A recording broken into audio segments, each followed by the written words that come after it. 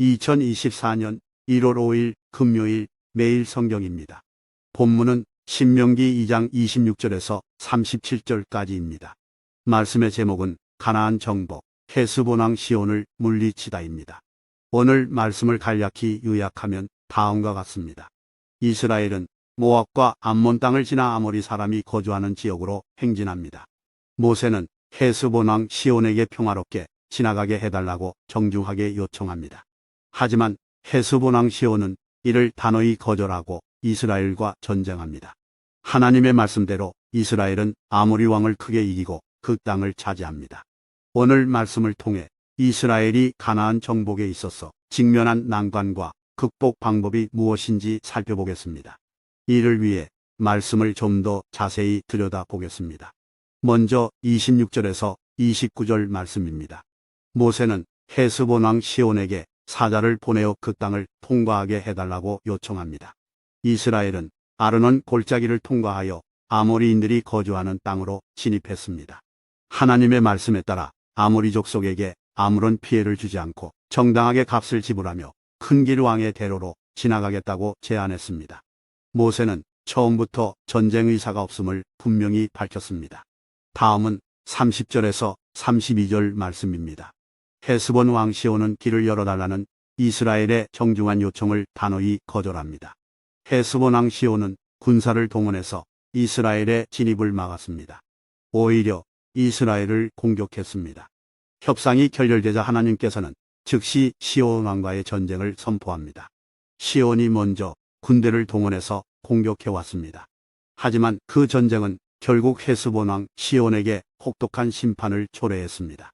마지막으로 33절에서 37절 말씀입니다. 이스라엘은 아모리 족속을 자신들의 손에 넘겨주셨을 믿고 싸워 점령합니다. 이스라엘은 하나님의 뜻과 상관없이 첫 번째 아모리 족속과 싸웠을 때는 크게 패했습니다. 그러나 하나님의 뜻을 따라 싸웠을 때는 아모리 족속을 크게 물리쳤습니다. 그들은 하나님의 명령을 가볍게 여기던 이전 세대와 달리 하나님의 명령을 철저히 지키고 있습니다. 이스라엘은 하나님의 말씀을 믿었기 때문에 순종했고 순종으로 자신들의 믿음을 증명했습니다. 이처럼 무슨 일에서든지 전략을 세우는 것보다 먼저 선행되어야 할 것은 하나님의 뜻을 따르는 일입니다. 또한 전쟁에서 이긴 후에 이스라엘은 암몬 족속의 땅 얍복 강 주변에 이르자 진격을 멈췄습니다. 이는 하나님께서 그들과의 전쟁을 금하셨기 때문입니다. 이스라엘은 하나님이 넘겨주신 땅은 철저하게 차지했지만 아무리 힘이 있어도 하나님이 허락하지 않은 땅은 절대로 탐내지 않았습니다. 이처럼 하나님을 따르는 백성들의 삶의 중요한 자세는 하나님이 허락하신 것에 감사하고 허락하시지 않은 것을 탐내지 않는 것입니다. 말씀을 맺습니다. 세상 나라의 가치와 하나님 나라는 늘 충돌할 수밖에 없습니다.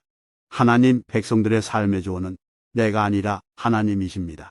우리는 자신의 욕심과 사심에 의해 살아가는 삶이 되어서는 안 됩니다. 우리는 하나님의 뜻과 말씀이 삶의 기준이 되어 살아갈 수 있도록 늘 기도하고 순종해야 합니다. 기도드립니다. 하나님 아버지, 오늘 말씀을 주셔서 감사드립니다.